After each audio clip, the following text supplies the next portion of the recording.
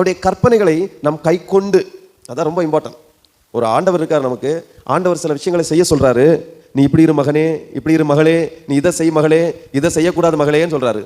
இந்த கற்பனைகளை நாம் செய்யாம, அவருக்கு கீழ்ப்படியாம, அவருக்கு பிரியமாய் நடக்காம போய் உட்கார்ந்து எனக்கு அதை செய்யுங்க ஆண்டவர், இதை செய்யுங்க ஆண்டவர், அப்படி பண்ணுங்க ஆண்டவர், இப்படி பண்ணுங்க ஆண்டவர், ஒன்றும் நடக்காது.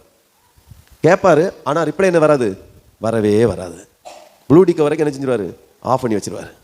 இதற்கு உதாரணம், இயேசு கிறிஸ்து சிலுவையில் தொங்கும் பொழுது 2 கள்ளர்கள் வலப்புறமும் இடப்புறமும் தொங்கிக் கொண்டிருந்தார்கள். 2 கள்ளர்களும் தொங்கிக் கொண்டிருக்கிற வேளையில 2ல ஒருத்தன் சொன்னா, நீர் தேவனாய் இருந்தால் உங்களையும் ரட்சித்து அப்புறம் இறங்கி வந்து எங்களையும் என்ன பண்ணும், ரட்சியும் என்று சொன்னார். அப்ப ஆண்டவர் அந்த மனுஷனை பார்த்தோ, அவனுக்கு ரிப்ளை பண்றதோ, ரியாக்ஷன் ஒண்ணுமே பண்ணல, ஒரு ரிப்ளையும் பண்ணல. அவனை ஒரு வகையாவே மதிக்கல ஆண்டவர். ஆனா அந்த கள்ளன் பேசினது ஆண்டவர் கேட்டிருக்குமா, கேட்டிருக்காதா? அவன் பரியாசம் பண்ணிட்டு இருக்கான், அவன் நம்பாம பேசிட்டு இருக்கான். ஆனா அவன் என்னதான் பண்றான், நீர் ஆண்டவரா இருந்தா. இன்னைக்கு சில ஆக்டர்கள், பகுத்தறிவாளிகள், சில ரொம்ப நாங்கள் பெரிய அறிவாளி சொல்கிறோம், சிலர் பேசுவோம்.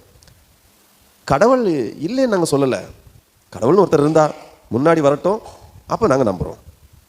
இவர் எப்படி கடவுள் இல்லைன்னு சொல்ல மாட்டாராம், கடவுள் இருக்குன்னு சொல்ல மாட்டாராம். தன்னை பகுத்தறிவாளி, இவங்க பேர் யாரு, பகுத்தறிவாளி அப்படின்னு காட்டுக்கோங்க. அதே மாதிரி தான் சார், கடவுள்னா வாங்க வந்து பாருங்க. ஏன்னா இவர் பெரிய கலெக்டர் கூட கடவுள் எப்படி பார்க்க முடியும், கலெக்டரை. இவருக்கு பிறப்பு இறப்பும் தெரியாது, இவர் என்ன சாவார்னே தெரியாது. இவருக்கு யார் வரணுமா, கடவுள் வந்து முன்னால் நின்னா மட்டும்தான் இவர் என்ன பண்ணுவாராம், நம்புவாராம். சில தேவ மனிதர்கள் ரட்சிக்கப்படுவதற்கு முன்பாக கடவுளை பார்க்கணும்னு ஆசைப்பட்டு அப்படி போயிருக்காங்க. அது வேற, அது கடவுள் தேடல்னு சொல்லுவாங்க. இது திமிரு. அது எப்படின்னா தேடல். ஆண்டவர் உண்மையான தெய்வத்தை யாருன்னு தெரியாம உண்மையான தெய்வத்தை கண்டுபிடிக்குன்னு சொல்லி எல்லா இடங்களையும் தேடுவாங்க. காடு மேடுன்னு அலைந்து தேடினவங்க உண்டு, காத்திருந்து தேடினவங்க